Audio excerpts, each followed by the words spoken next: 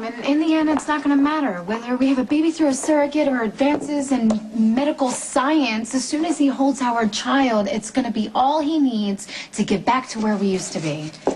But Jason's facing a murder charge. It won't stick. I mean, they never do. And you know what? You were absolutely right about Jason. He wasn't pushing me away. He was trying to protect me. It's who he is. That's why I love him so much. Oh, wonderful. And in the meantime, we still have a show to do, so... So, the best thing I can do is stick to it, make Jason proud, and... Okay, maybe listen to you a little bit more often. Well, on that, we agree. There's the woman I told you about, the one who saved your son in the house fire but lost her infant daughter. She's still one raw nerve, so tread lightly. Yeah, of course. Sam, this is Maureen. Hi. Hi. It's very nice to meet you. Same here. I'll let you two get to know each other. Okay. What you did in that fire, I mean, it was very courageous. I just wanted to thank you for coming on our show and being willing to talk about it. I don't know what to expect. You know, neither did I the first time. We're just gonna sit down and talk a little bit. You called me courageous. But my little girl, I'm sorry. No, please. Hey, there's nothing to apologize for.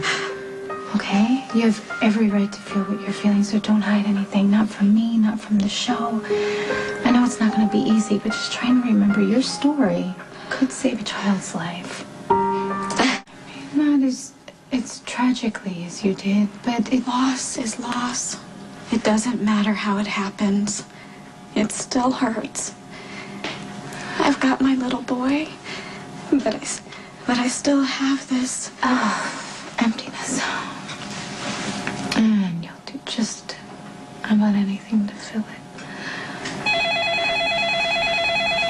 You might find the taping easier if we just sort of walked through the segment first. Yeah, this is so helpful. I know how busy you are. You are very, very brave to be here, and I want you to know that I promise you your story will help other people. That's why we do this show. I never thought I'd be on television. You know, I never, ever would have imagined that I would have been on television either, but Amelia, my producer, she sort of just dropped out of the sky, showed up, and handed me this career, and now I get to meet really wonderful, inspiring people like yourself. To describe details of the house fire, I mean, it was electrical, right? In the wiring. I never knew fire could spread so fast. Why don't we start with all the things that you did right? You were able to save your son. How old was he? Eric is 3.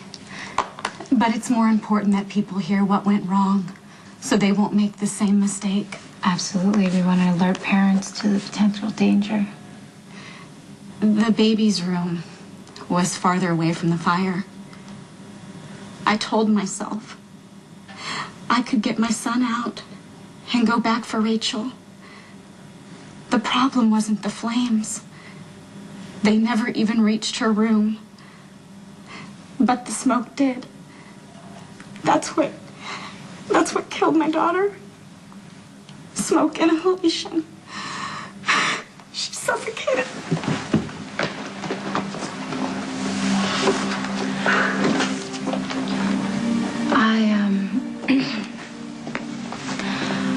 I lost my baby girl too. I had a rupture placenta.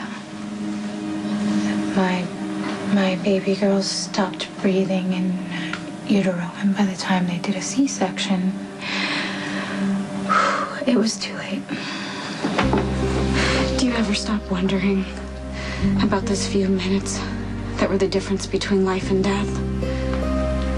And do you ever stop imagining what your little girl would be like if only God granted you that tiny extra bit of time? The pain gets easier, or maybe you just get used to it. But no, it never goes away. Here tonight, a few minutes, Even seconds can mean... Hello. Hi. Hi. Hey, what are you doing here? You know, it's funny, I dropped Christina off at school and one of the moms came up to me and said that she really liked Everyday Heroes and how proud I must be of you. See, apparently Christina must be bragging about her big sister. And so I realized that you have this big exciting thing going on and I seem to have missed most of it. So here I am. Thank you, and don't worry about it. We've both been really busy. It's just... You know what?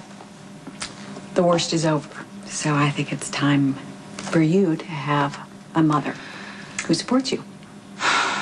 Good. I mean, you know, I can always use all the support I can get. You know, for someone with a very fulfilling, exciting future, you don't seem very happy about it. I don't know. I mean, what's that saying? Be careful what you wish for. I'm living example. Let's have a seat. You really look so much better every time I see you. Thank you. You know, now that the chemo's over, I feel much better, and my hair is actually growing under this wig. Nice. It's at a certain length. I'm wondering how long I have to wait before I can get maybe extensions put on. Oh, you know what? The hairdresser that we have here is a genius. I'll introduce you if you want. Great. I would love that. Thank you. Yeah. We should do something normal, something mother and daughter, like going on a shopping spree or something. That would be fun. I would like that, actually.